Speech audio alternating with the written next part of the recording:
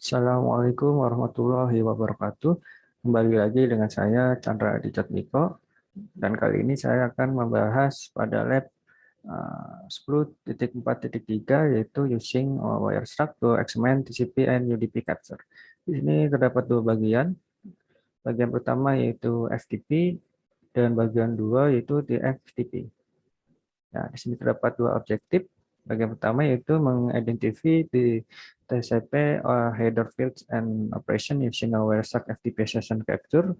Dan bagian kedua yaitu identify UDP header fields and operation using a WireShark FTP session capture. Nah, pada bagian satu di lab ini kita akan menggunakan WireShark open source tool untuk mengcapture dan menganalisa TCP protocol header field untuk FTP file transfer di antara host komputer dan anonymous FTP server. Ya, seperti biasa, required resource-nya cable abstraction virtual machine dan internet access. Langsung saja kita masuk ke bagian satu, yaitu identify TCP header fields and operation using a WireShark FTP session capture.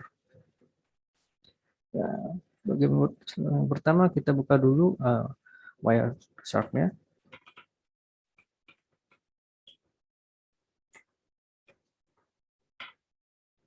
Nah, di sini sudah terbuka WireShark-nya.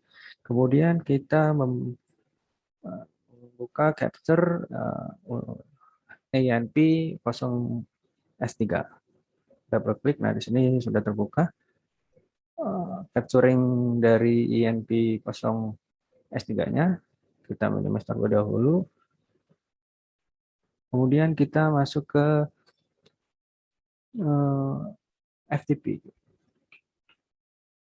Kita masukkan perintah ftp.cdc.gov.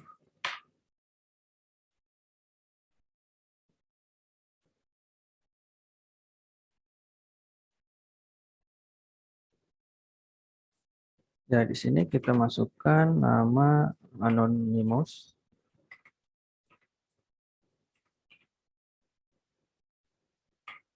Nah, passwordnya kita enter saja. Nah, selanjutnya step kedua yaitu kita akan mendownload file README. Ya, sebelumnya kita lihat terlebih dahulu dengan perintah ls. Nah,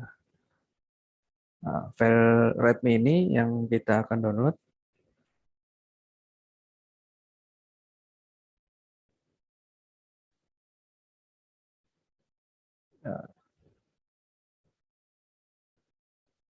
Nah, ada bagaimana cara downloadnya?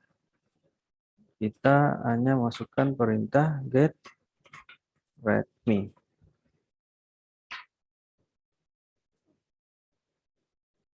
Salah.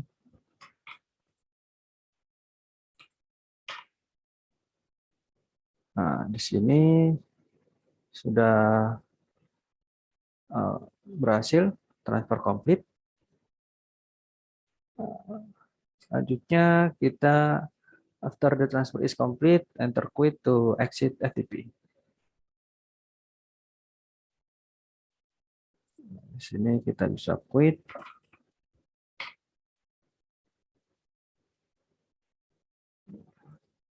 (221) goodbye. Nah, langkah ketiga itu stop the WireShark capture. Selanjutnya kita diperintahkan untuk stop capture. Nah, sudah kita stop. Kemudian WireShark capture many packet during the FTP session to ftp.cd.gov. Nah, API the filter. Di sini kita diperintahkan menggunakan filter TCP and IP.addr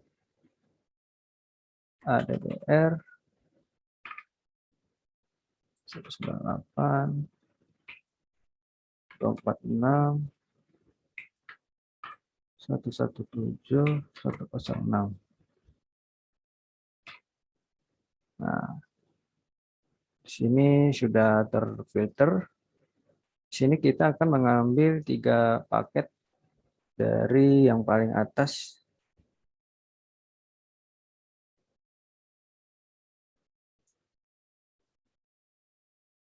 Ya, selanjutnya bagian kelima, di sini kita akan menganalisis the TCP field.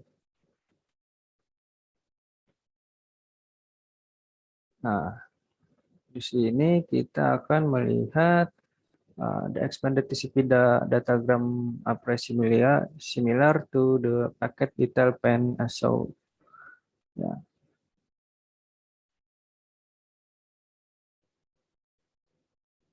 ya, di sini bisa kita lihat top segmennya di dalam TCP Wireshark-nya di bagian transmisi control protocol.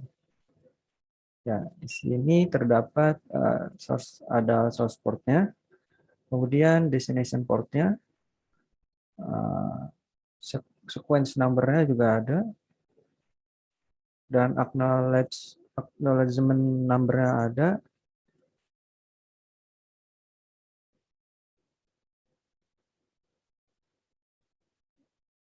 Ya,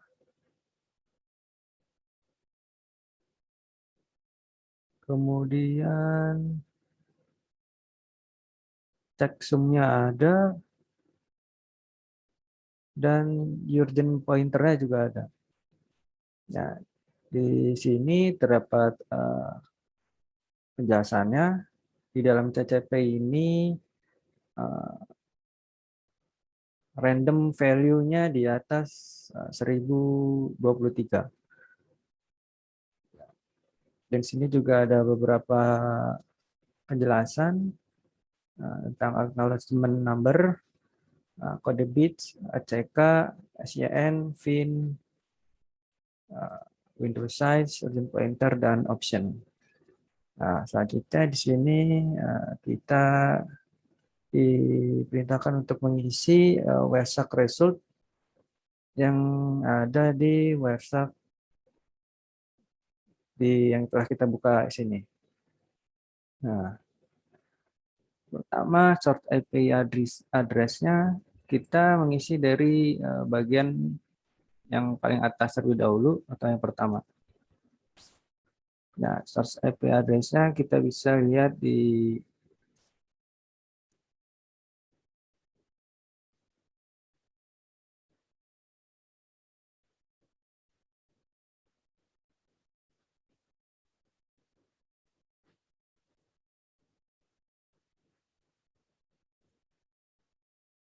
ya, ini source IP address-nya. Ya, kita bisa lihat di bagian Internet Protocol version. Nah, di sini source-nya 10.0.15.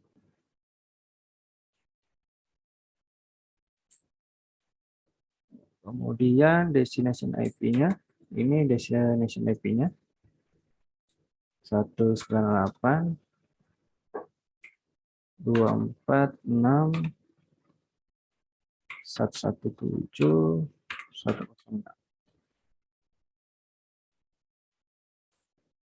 Selanjutnya source port number-nya. Source port number-nya ini 47260. Kita isi di sini 47260.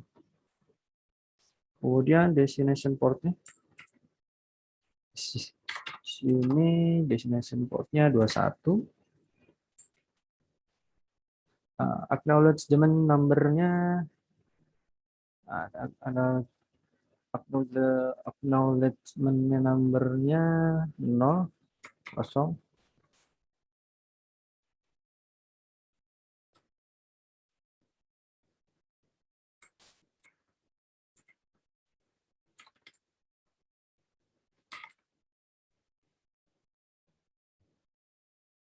Header line-nya 40 byte.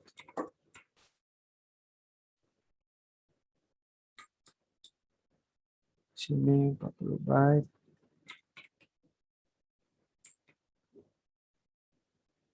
Kemudian Windows size-nya 64240. Kemudian Wireshark kedua yang di dalam Wireshark kita isi juga.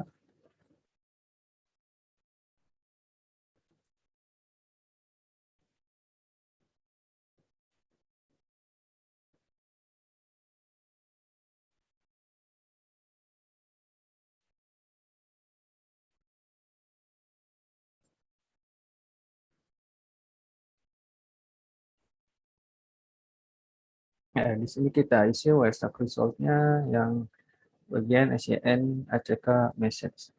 Ya, di sini source IP address-nya 198 ini ya, 198.246.17.106. Dan destination-nya 10, ya ini sebalikan dari Wireshark yang bagian atas ya, 10.0.2.15.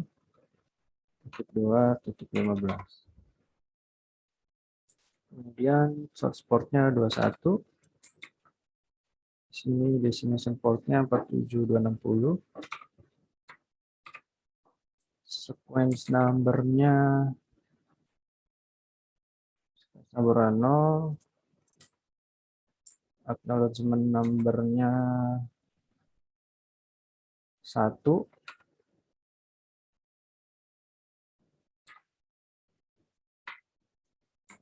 Dan header line-nya di sini 24 byte.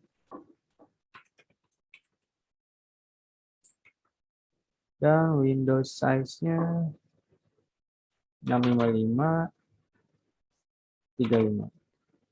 Selanjutnya kita masuk ke bagian yang ketiga, yaitu ACK. Ya, ACK message-nya. Kita masukkan Wireshark result-nya ya, yang bagian ketiga. Di sini source IP address-nya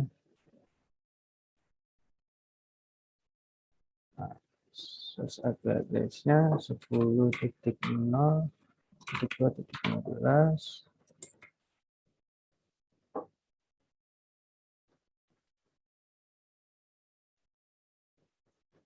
Kemudian destination IP address-nya 198.246.17.106. Nah, source port number-nya source port-nya 476 47260. Nah, destination port-nya 21.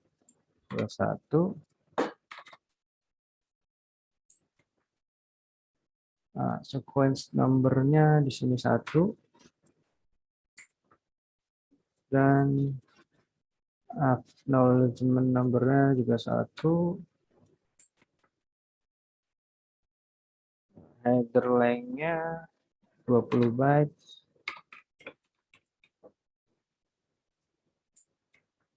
Dan Windows size-nya di sini 64240.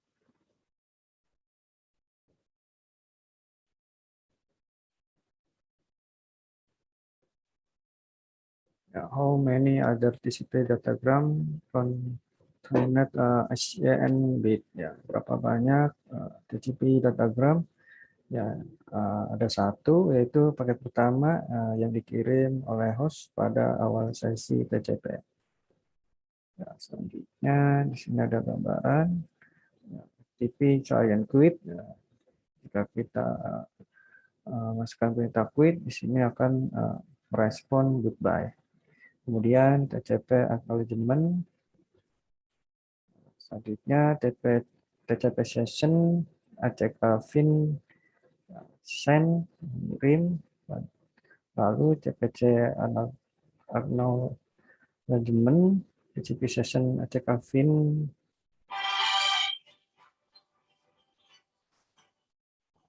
send, TCP acknowledgement, kemudian TCP session end.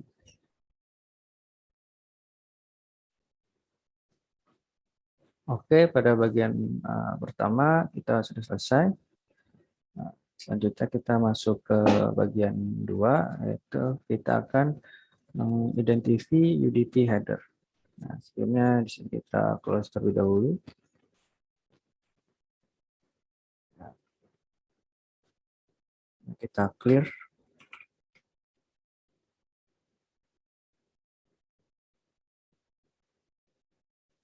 Ya, langkah pertama di sini kita start mininet terlebih dahulu dengan masukkan perintah sudo lab.support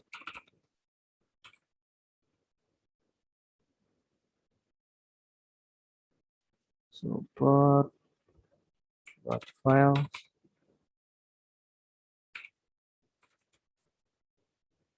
script variable ops underscore topo.py.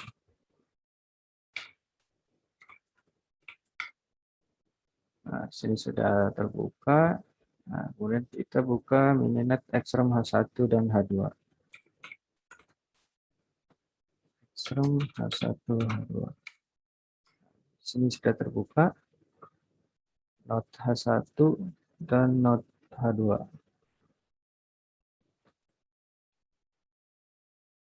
Kemudian di dalam H1, di terminal H1, kita jalankan terlebih dahulu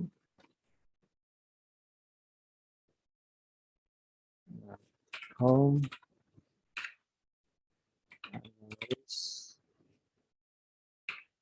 web.support file script start underscore tftpd.sh. Nah, langkah kedua itu kita akan membuat file untuk TFTP transfer. Ya, masih di terminal H1, kita masukkan perintah echo. Kita akan mentransfer file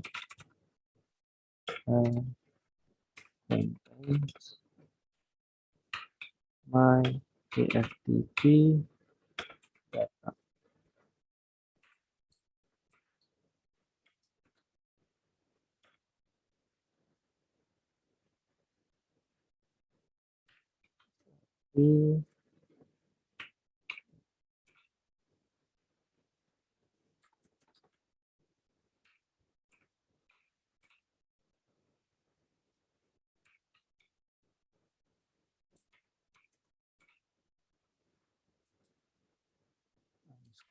Data. Nah, kemudian kita membuat create describe data in the folder. srv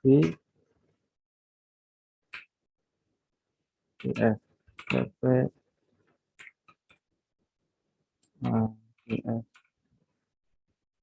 tftp underscore data.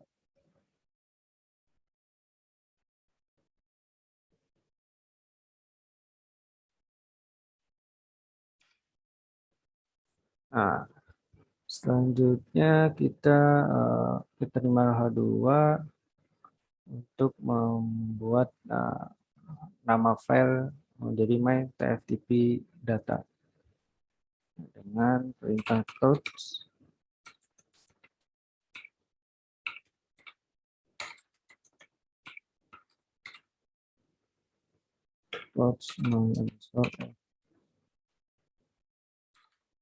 tftp.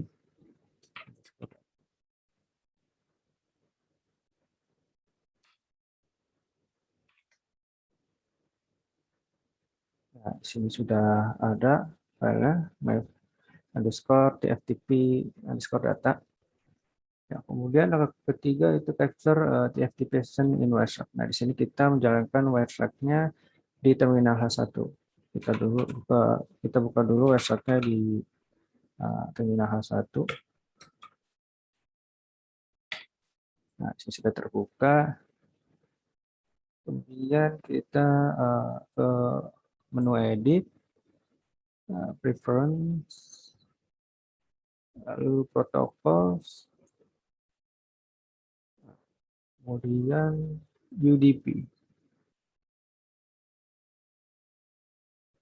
UDP.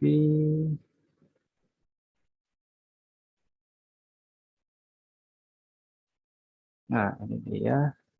Nah, kemudian kita centang yang validate, ya, pastikan tiga ini tercentang atau terchecklist. Kemudian klik OK. Nah, selanjutnya buka interface H1 ETH0. Nah, di sini sudah jalan, sudah melakukan capturing. Ya, selanjutnya di terminal H2 server on get the file. Nah, kita akan mengambil file my underscore tftp underscore data di dalam node H2. Nah, di sini kita masukkan perintah tftp 10. Nah, IP address ini 10.10, 10.0.0.11 strip t get my underscore tftp underscore data.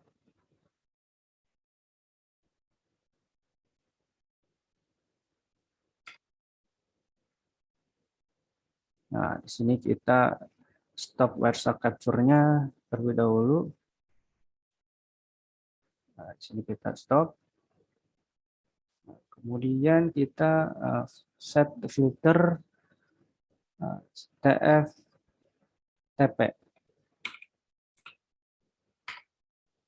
Nah, di sini terdapat 3 paket sama seperti yang ada di dalam modul.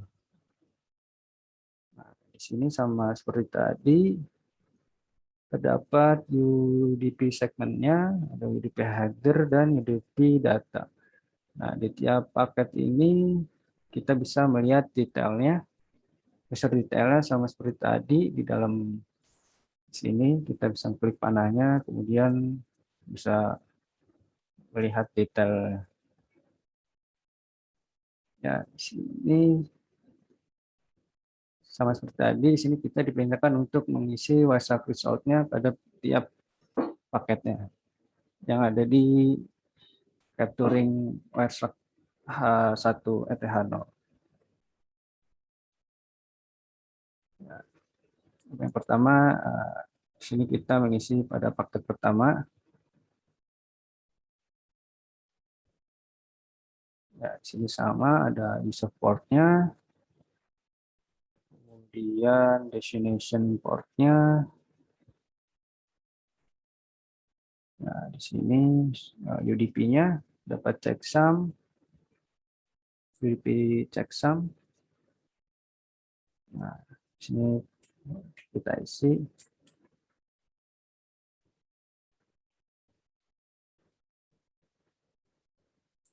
Kita ke atas dulu.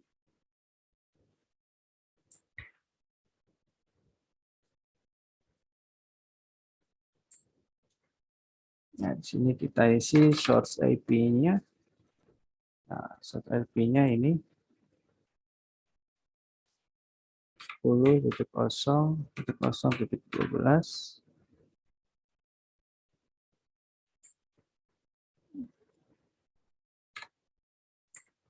Kemudian destination IP-nya 10.0.0.0. 11, titik 12, titik 11 benar. Kemudian source portnya kita bisa lihat di bagian user dia datagram protokol atau UDP. Source port numbernya 37 357. Destination numbernya 69. UDP message length-nya rank-nya 32.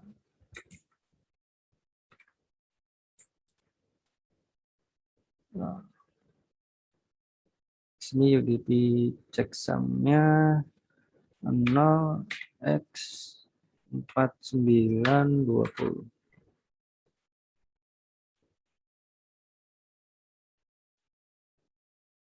Ya, how does UDP verify datagram integrity? Ya, sebuah checksum dikirim dalam datagram UDP dan nilai checksum datagram dihitung ulang setelah diterima.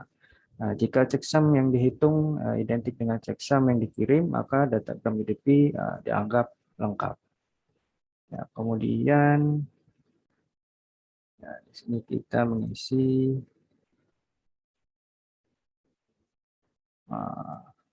pada paket berikutnya sama seperti yang di atas.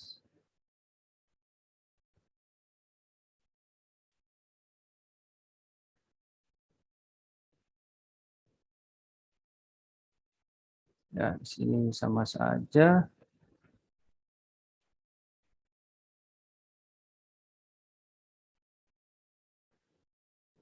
Di sini kita isi source IP-nya. Di sini source IP-nya 10 10.11. Kemudian destination IP address-nya 10.0.0.12. Source port-nya 587.88. Ini. Kemudian destination port number-nya 37357. 377. Dan UDP message length-nya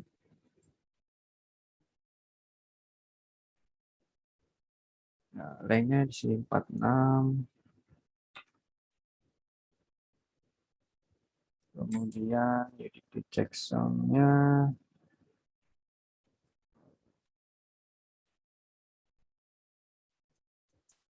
0x1456. Langkah terakhir yaitu clean up. Nah, di sini kita akan shutdown dan clean up mininet. Kita kembali ke terminal. Nah, dan kita di sini masukkan perintah quit. Nah, di sini sudah keluar dari mininet. Kemudian kita masukkan perintah sudo stretching.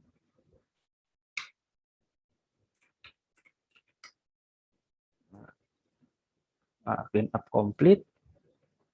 Reflection question. Ya, this lab provide the opportunity to analyze TCP and UDP protocol operation from capture FTP dan TFTP session. How does TCP manage communication differently than UDP? Ya, TCP mengelola komunikasi jauh berbeda dari UDP karena keandalan dan pengiriman terjamin memerlukan kontrol tambahan atas saluran komunikasi. UDP memiliki lebih sedikit overhead dan kontrol, dan juga protokol lapisan pada bagian atas harus menyediakan beberapa jenis kontrol. Ya. Yang kedua, protokol akan mengangkat data antara klien dan server menggunakan protokol lapisan aplikasi dan akan sesuai protokol pada lapisan yang atas. Ya, sekian pembahasan pada lab 10.4.3. Ya, selanjutnya saya akan membahas pada lab 10.6.7, yaitu using Wireshark to examine HTTP and HTTPS traffic. Nah, terdiri dari dua objektif. Yang pertama, capture and view HTTP traffic. Bagian dua, capture and view HTTPS traffic. Ya, HTTP is an application layer protocol that presents data via a web browser.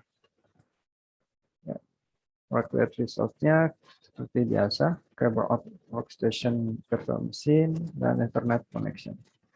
Langsung saja bagian pertama, yaitu capture and view HTTP traffic. Di dalam part ini kita akan menggunakan TCP/DOM untuk mengcapture konten dari HTTP traffic, dan juga kita akan menggunakan command option untuk menyimpan traffic ke dalam paket capture atau PCIP file. Dan langkah pertama itu start the virtual machine and login. Ya, seperti biasa, kita login terlebih dahulu, kemudian setelah itu kita buka terminal. Langsung aja kita masukkan perintah IP address.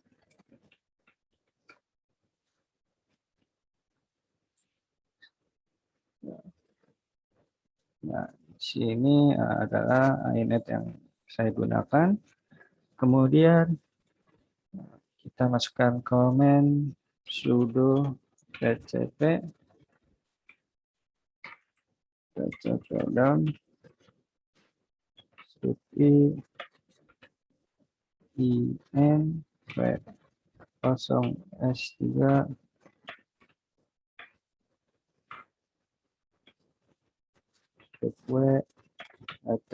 http dan .pcip. Masuk ke FiberOps. And next, kita membuka open browser di dalam FiberOps machine. Kemudian kita masukkan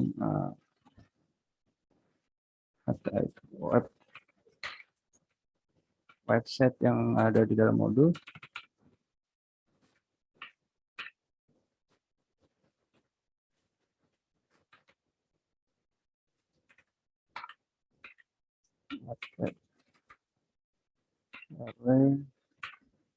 Altoro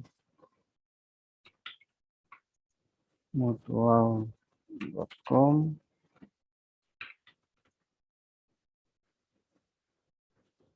Mungkin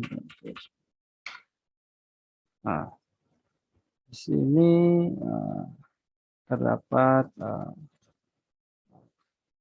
connection is not secure. Nah, di sini kita login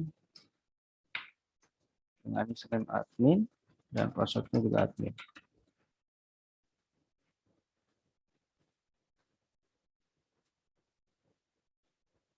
Ya, di sini sudah login. Lalu close the web browser. Kita close. Ya, return the terminal. Kita kembali ke terminal. Nah, di sini kita dimintakan untuk Ctrl+C. Nah, untuk men-setup paket capture. Nah, langkah ketiga, view the HTTP capture. Nah, di sini the TCP/DOM execute in the previous step. Ya, di sini kita diperintahkan untuk membuka file manager. Kemudian analis, double klik http/dom.pcip. Di sini kita klik. Selanjutnya scroll down kita cari Wireshark. Nah, ini dia Wireshark. Nah, kita open. Nah, sudah terbuka Wireshark-nya.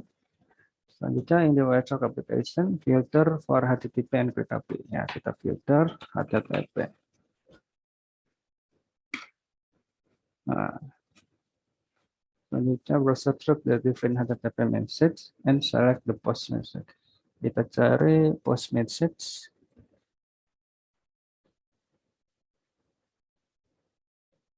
Nah, ini dia post message-nya. Nah, in the lower window, the message is display, ya, expand. Nah, ini dia. Ini kita expand, klik tanda panahnya.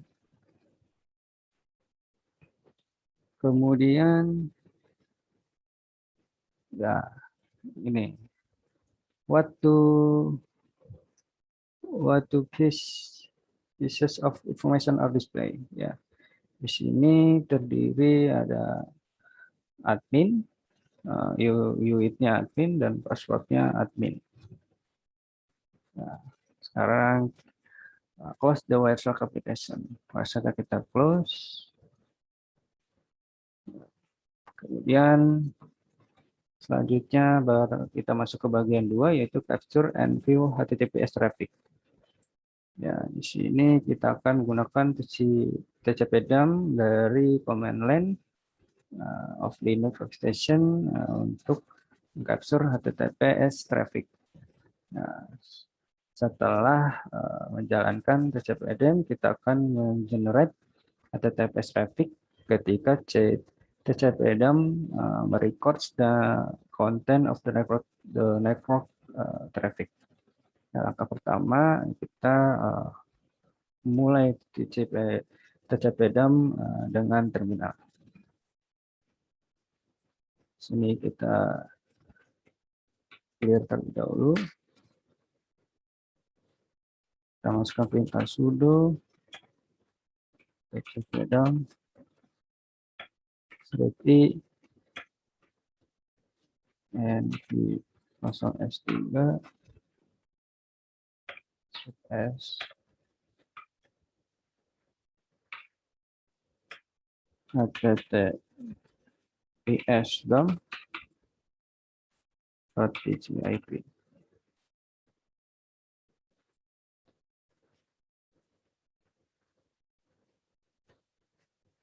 Enter, passwordnya seperti biasa, HyperOps. Nah, selanjutnya kita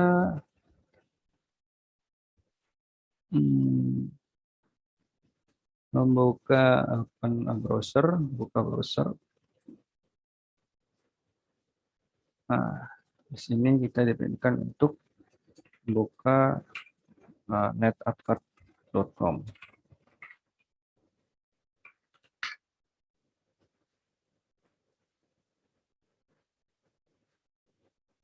Nah, if you receive the poor connection file, it probably means the date and time are incorrect. Update the day and time with the following command, checking the current day and time. Yeah. What do you notice about the website URL? Ya, di sini ada notice.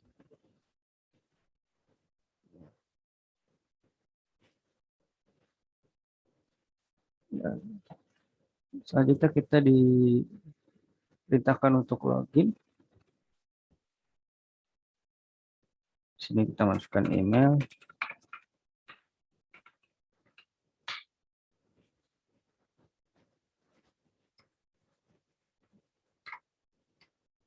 Dan password.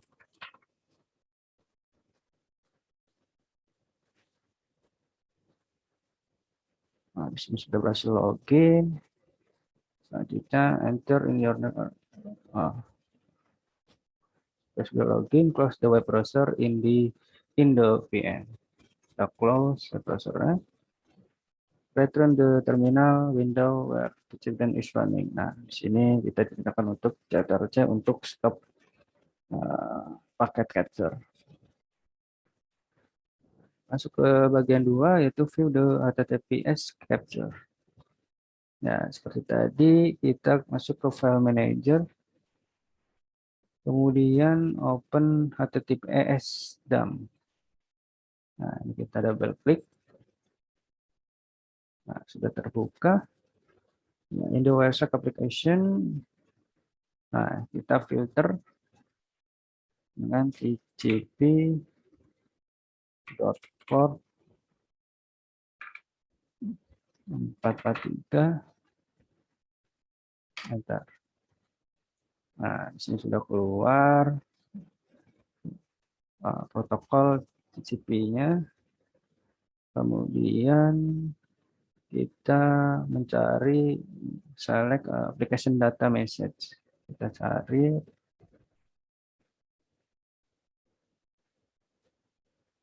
Nah, ini sudah ketemu application data message-nya. Selanjutnya, in the lower window, the message is displayed.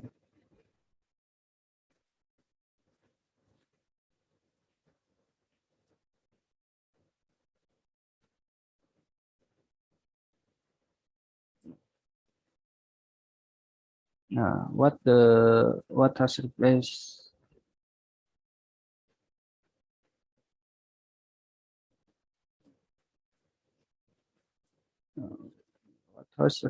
the HTTP section that was the previous capture file. Ya, setelah bagian TCP sekarang ada bagian secure socket layer.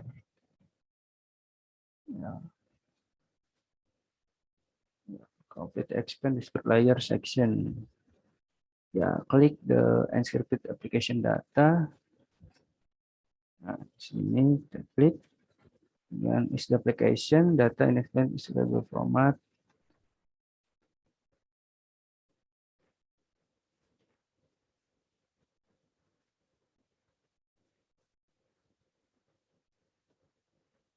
Ya, di sini pilot data deskripsinya menggunakan TLS versinya TLS 1.2 dan tidak dapat dilihat.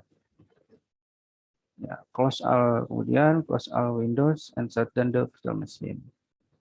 Kita close semua.